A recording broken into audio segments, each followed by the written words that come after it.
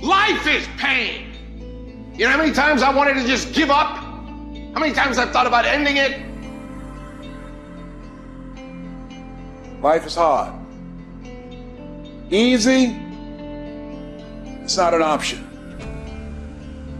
But it's worth fighting. It's worth believing. It's worth giving yourself a chance. It's worth mustering yourself up, standing up inside yourself. It's worth fighting relentlessly, never giving up. It's worth fighting a good fight. It's worth being around motivated, positive people. It's worth being up-tempo. It's easy to have faith and feel good when you're feeling good and you have no pain and your bills are paid and you got a clean bill of health from the doctor. It's easy to be motivated then. But when that's not the situation, it's hard. When you look in the mirror and you don't see the person that you once saw. It's hard. I know it's hard, but do it hard. You got to go all the f in. When there's a will, there's a way, and there's always a way. When you're committed, you don't care about the facts. You don't care about the odds. You don't care about the opinions of others. The only thing you care about is making it through to the other f***ing side. No matter what it takes. You just got to keep searching, keep fighting, keep hammering, keep failing, keep trying, keep getting back up again, and stop at nothing to reach it.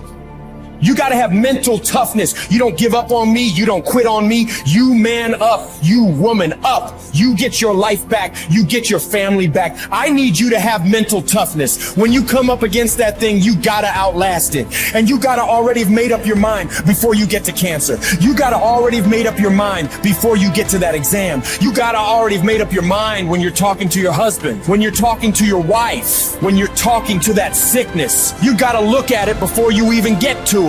So don't you ever give up. You get to make a choice. Is failure going to break you or is failure going to make you? You get to decide. Failure doesn't.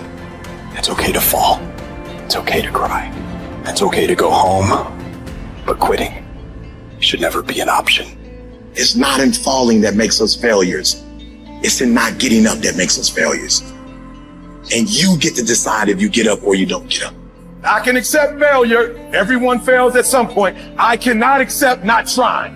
I don't feel rejected. I tried. How do you feel rejected when you try? The person who didn't try should feel rejected. The person that didn't try should feel defeated. I tried. I don't feel rejected. I feel good about myself. I don't feel bad. I gave it 120%. You can't never feel bad when you put forth 120%. You can't let the outcomes make you feel whack. I'm not whack. I'm a warrior. I'm a problem solver. I'm not soft. I'm not weak. I don't quit. I don't give up. I don't surrender. I don't always win, but I always try.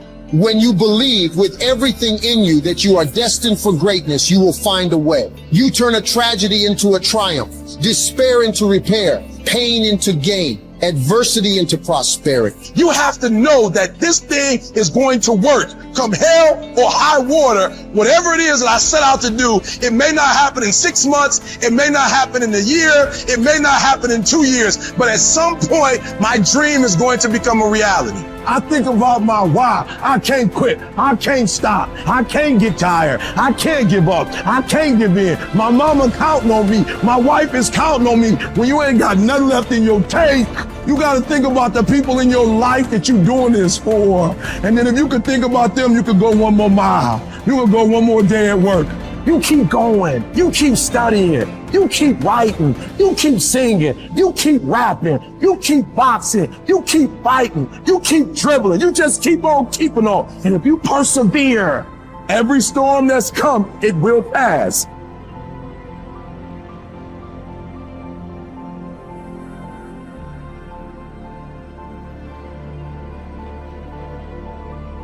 Do you know abundance is our birthright?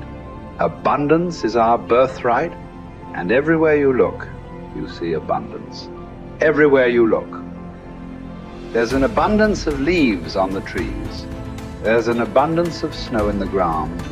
There's an abundance of water in the universe. There's an abundance everywhere you go, and you and I have the ability to create an abundance. Now you take nothing with you, you'll never own anything. You arrive with nothing, you're going to leave the same way. It's like somebody said, you come in with no hair and no teeth, no money, that's the way you leave. But while you're here, you can enjoy an abundant life. You can have all of whatever it is you want, but you have to earn it. Now, what would abundance be in your life? What would abundance be? To one person, it may be different than to another. But understand this, it all starts in our mind. Most people are letting what they have now control how they see themselves. They let their bank account control them. They let the friends they have control them. They let their conditions or circumstance control. That's not where we want to go. We want to go inside. Everything starts from the inside out. So let's start over. Let's start over. If life isn't the way you want it now, make up your mind. You're going to start over. You're going to sit down. You're going to write out how you do want it. Now, we want abundance. We want an abundance of friends. We want an abundance of money. We want an abundance of all the good things in life that make us more comfortable and have us enjoy life to a greater degree. And you know, we can have it, but we've got to understand we can have it. We've got to understand that we have infinite potential locked up within us. We've got a marvelous mind. We can think anything we want. You know, Viktor Frankl spent the war years in a concentration camp.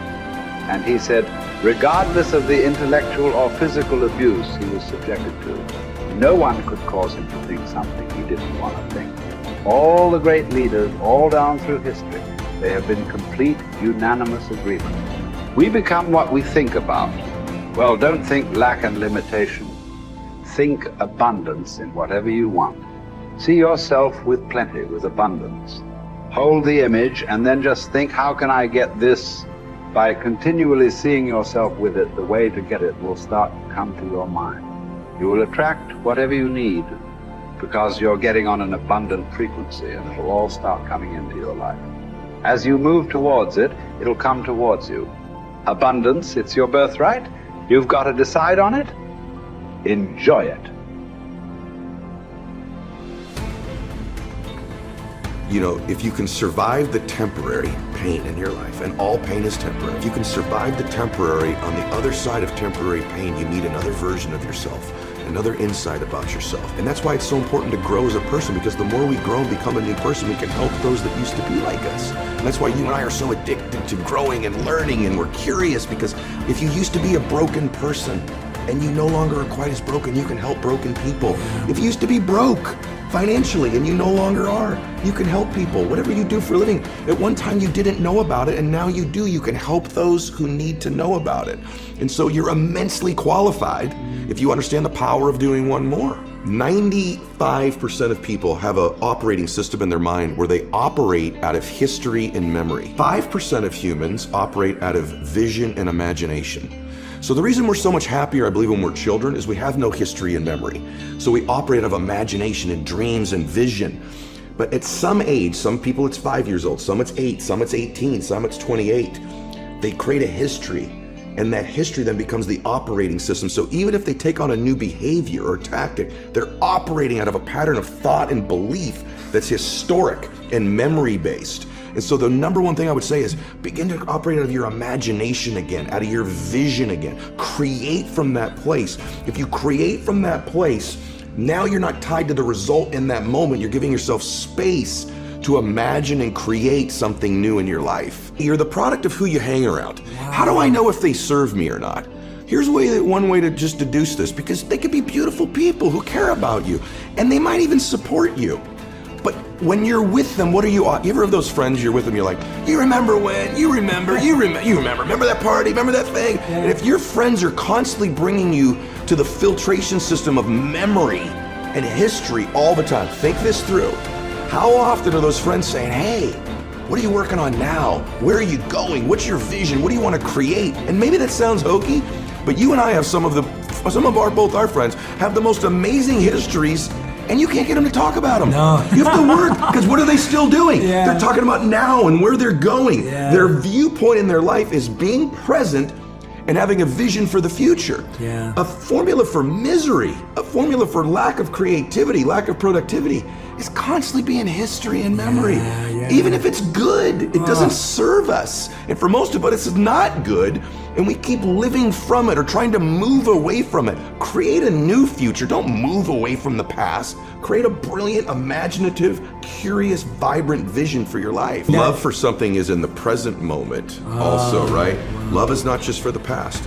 And it's funny how important one day is, man. When my dad got sick, my dad got cancer. When he first got sick, he goes, hey, my dad was a dude. He goes, look, I'll fight this one time. Okay, I'll do your little chemo and your surgery, but I'm not gonna pour poison into my body. I'm not gonna lose my hair. I'm not gonna deteriorate. I'll give this thing a shot once. If it doesn't work, I'm out. That led to 8 years of him fighting it. Chemo, radiation, proton therapy, surgery, chemo, experimental chemo, and he did lose his hair and he was in pain. And I'd say to my dad, I say, Dad, you're suffering so much. You said you wouldn't suffer. He said, no, Eddie, I'm in pain, but I'm not suffering. I choose not to suffer. And I'm not suffering because I get to see my grandkids again. And I said, Dad, why are you doing this? And he said, you only understand the power of one day when you're threatened with never having another one. I'll do anything for one more day.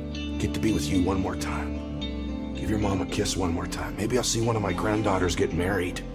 And he goes, I'll do anything for one more day. And when we begin to think of our life that way, the power of right now and having one more moment and one more minute is so beautiful. It's so blessed. It's so big. It's so amazing. Why would we spend that minute in history? Why would we spend that minute in the past when we could be fully present and creating the future?